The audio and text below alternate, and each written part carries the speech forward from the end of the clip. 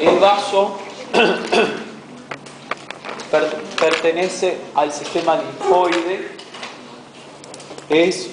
está formado por tejido linfoide, que es aquel tejido formado sobre todo por un tipo de célula predominante, que es el linfocito, que van a estar localizadas en el tejido linfoide una vez que se originen de la médula ósea. ¿Ah? Este tejido linfoide en el organismo se dispone de tres maneras distintas. Primero, en base a un sistema de vasos, que son los vasos linfáticos, que funcionan como vía de conexión para este sistema linfoide. Luego el tejido linfoide puede aparecer en forma difusa, localizado inmediatamente por debajo de las mucosas o por debajo de la piel. Un ejemplo de eso puede ser el apéndice del intestino. Es un tipo de tejido linfoide asociado a la mucosa. Dentro del apéndice hay mucha cantidad de tejido linfoide. Pero este tejido linfoide, en vez de disponerse en esa forma difusa, puede disponerse formando órganos, donde el tejido linfoide va a formar lo que se llaman folículos, que son sectores esféricos llenos de linfocitos. Y esos órganos linfoides se dividen en primarios o secundarios. Los tejidos linfoides primarios son aquellos donde se originan linfocitos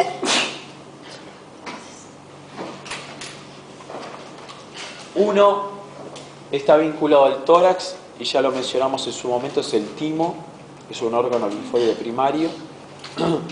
Y otro lo vamos a ver ahora, que es el vaso, que está a nivel del abdomen.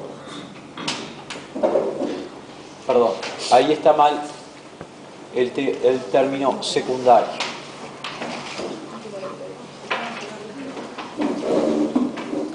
El vaso tiene una coloración amarronada, una forma muy variable, tetraédrica, pero hay todas las variedades que ustedes quieran. Describirle una forma al vaso o hablar de caras en el vaso es una pérdida de tiempo, porque el vaso cambia de configuración en cada persona, es diferente. Lo que sí conviene recordar es que existe en el vaso una zona que es la cara derecha del vaso, la que mira hacia la derecha, donde vamos a encontrar el ilio del vaso, a donde llegan las arterias y donde se originan las venas propias del vaso. En ese sentido podemos decir que el vaso entonces tiene una cara derecha que mira hacia el estómago, que es donde está el ilio, una cara izquierda, que es la más superficial, que mira hacia la pared, un polo superior y un polo inferior.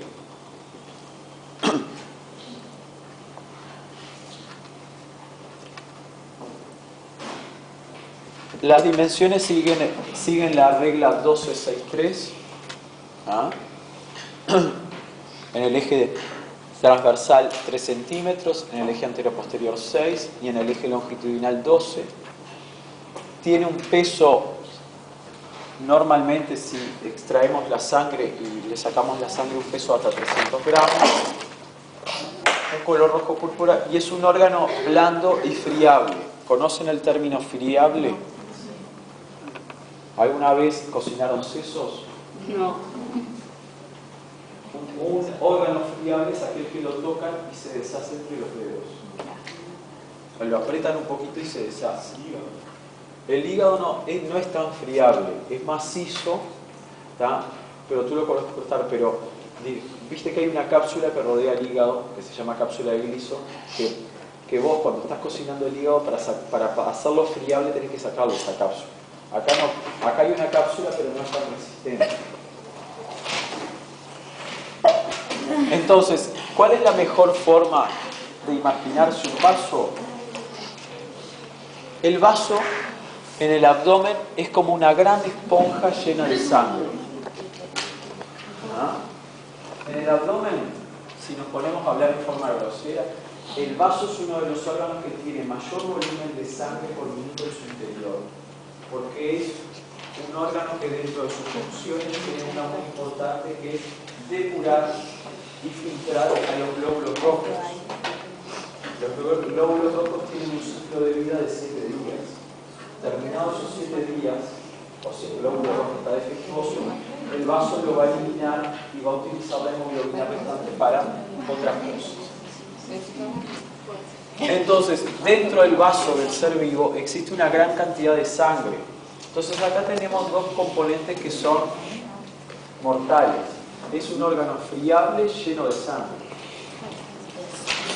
Es como si ustedes tuvieran literalmente una esponja llena de sangre acá. Entonces eso no les va a llamar la atención que cuando hay un traumatismo de abdomen, el primer órgano que tienen que pensar a ver si está roto o lesionado es el vaso. Es mucho más sensible a los traumatismos que el hígado. Roto, con hemorragia, como ustedes quieran, o con un hematoma. ¿No, verdad?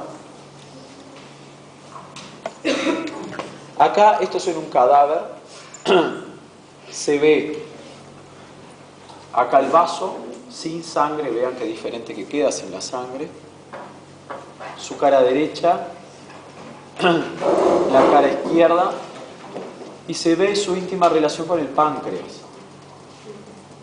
el duodeno, y el páncreas está unido, el cuerpo y cola del páncreas está unido al vaso por aquel epiplón que habíamos hablado, ¿se acuerdan? El epiplón pancreático esplénico. Y vean la cola del páncreas, que dependiendo de las dimensiones del páncreas, la cola del páncreas tiene una relación muy estrecha con el vaso, ¿verdad?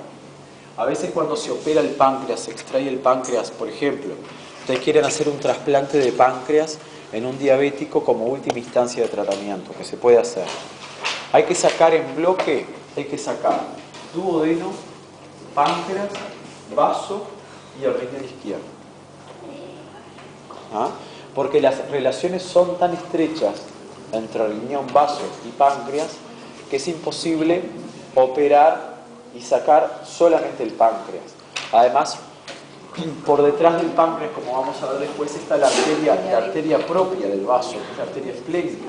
Cuando sacan el páncreas, sacan la esplénica. Se les va a morir el vaso en cualquier momento.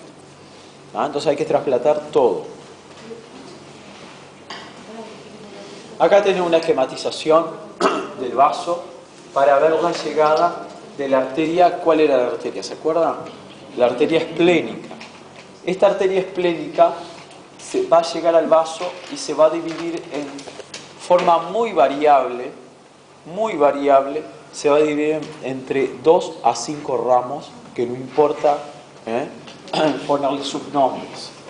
Hay un autor, en Nguyen Ho, un autor japonés, que allá, con la paciencia típica japonesa, describió a nivel del vaso, al igual que en los pulmones, segmentos de vascularización diferentes.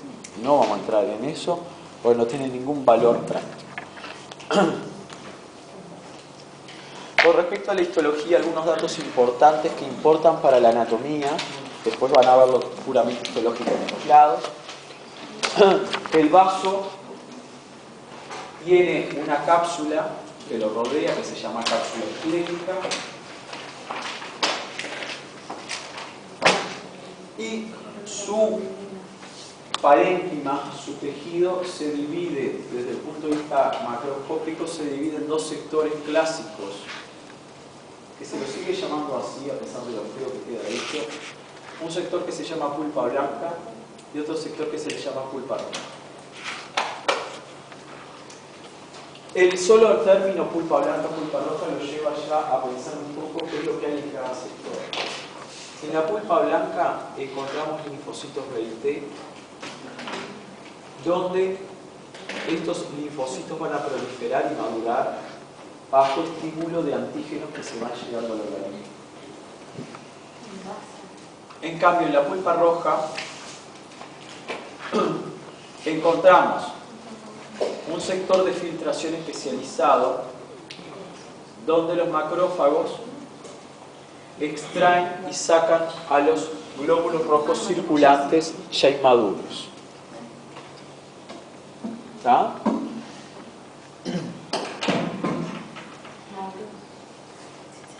Los linfocitos maduran a nivel del timo y el timo los puede llevar a cualquier sector de la economía, inclusive vaso, ganglios linfáticos, intestinos. Hay dos términos que son diferentes, que son la maduración y la capacitación, que son términos diferentes.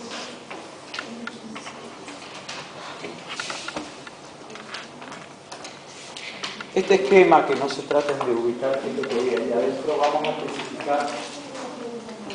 Acá en la pulpa blanca encontramos estos puntitos negros